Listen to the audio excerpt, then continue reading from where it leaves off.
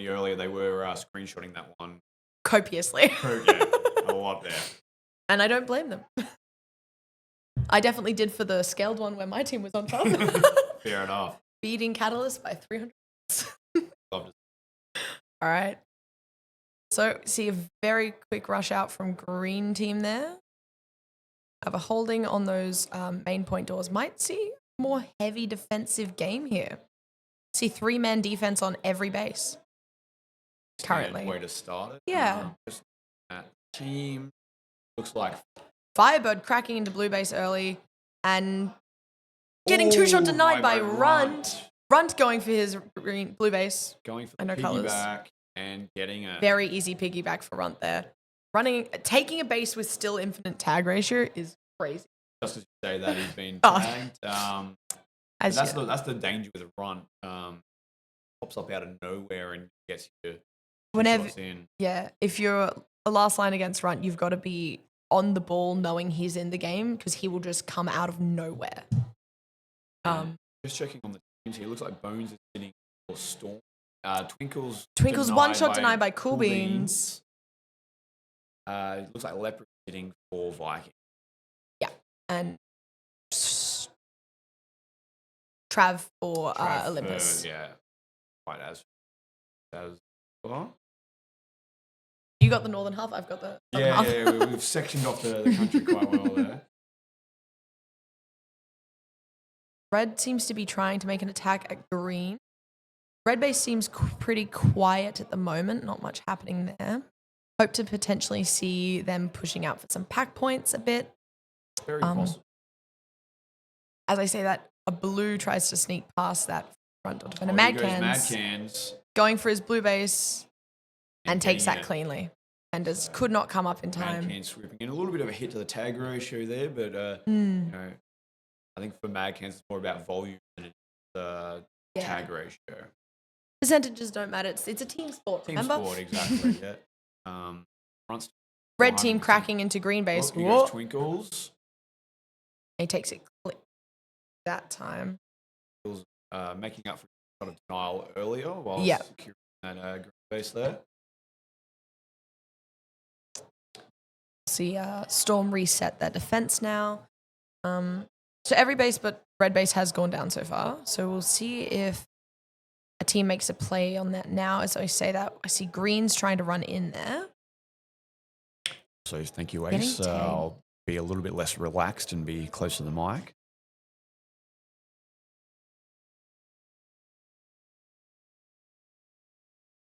Hitting a bit of like a still point by the looks of things. Just a lot happening in the middle of the main as well. There is a green player at back door of blue.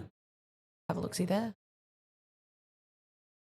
We see a wild card take out that position again under the base. Red's making an attack. Seeing them both tag each other out.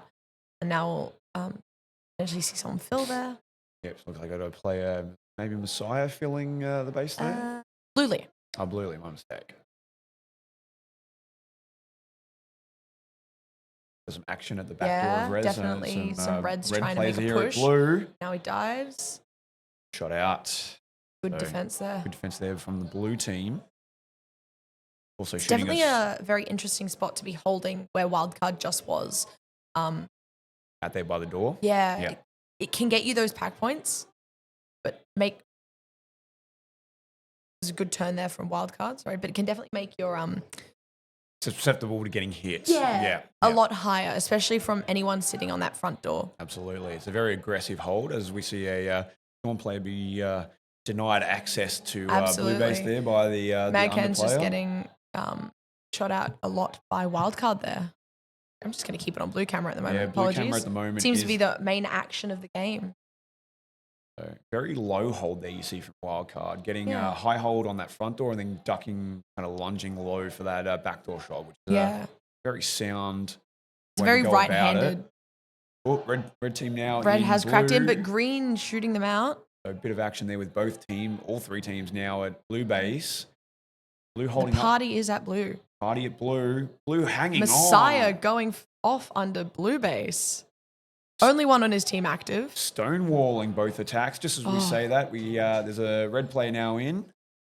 Blue player is still active on B. Oh, but gets tagged out. We'll see potentially a red player go. That's Runt. He already has this base. He needs to get his teammate in. Yep.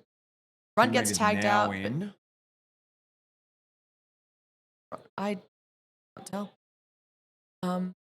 Fucking move fast. Maybe run? Question mark? Maybe. Oh, here goes Firebird on blue. Denied. Ooh. And then see, Twinkle's going for his blue base now. That was quite rapid. Yeah. So Firebird going in, putting 2 shots into blue, getting denied, and then piggybacked by Twinkles. Absolutely. And you've got to do that sometimes. You've got to find those opportunities for those piggybacks. So just having a look at the game state, Vikings have really jumped ahead. Absolutely. 24,000 with 3 bases, Storm on 7,000 with a base, and then Olympus on 3,700 with no base. Yeah. You've got 3 of their players on Vikings with no bases yet.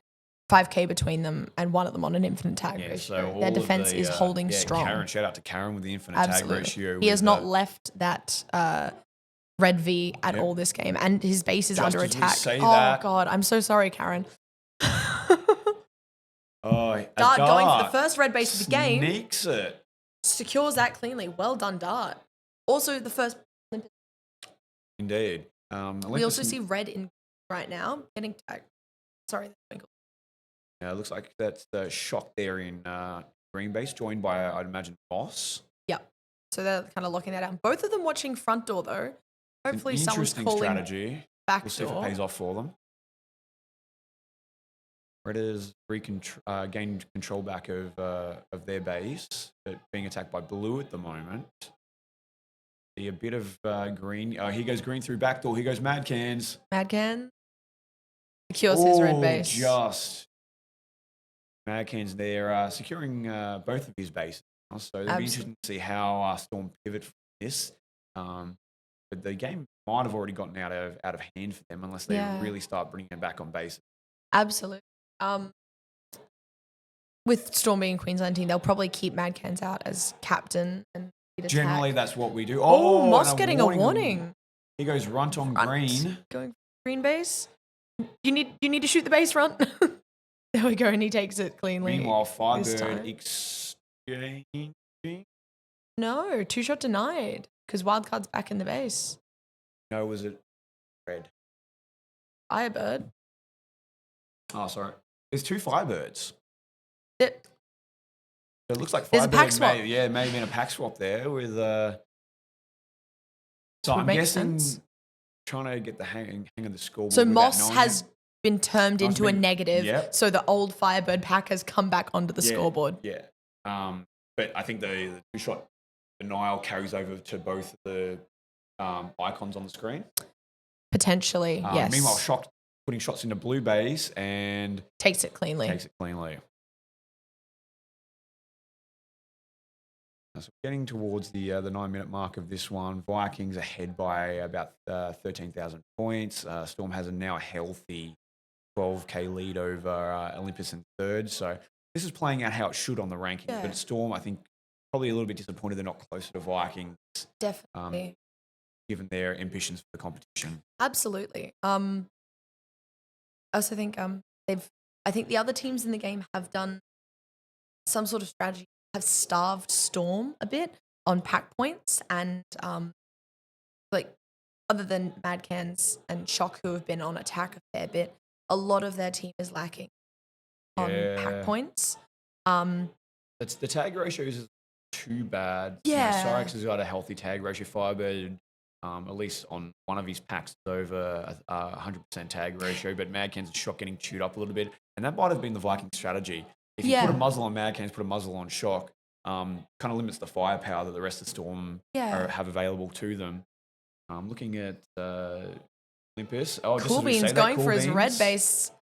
Denied by 2-shot denied by Karen. Karen says no, get out of my base. Wildcard is the only Olympus player to have a positive tag ratio. So Olympus really getting chewed up on the packs. Wildcard's hanging in there.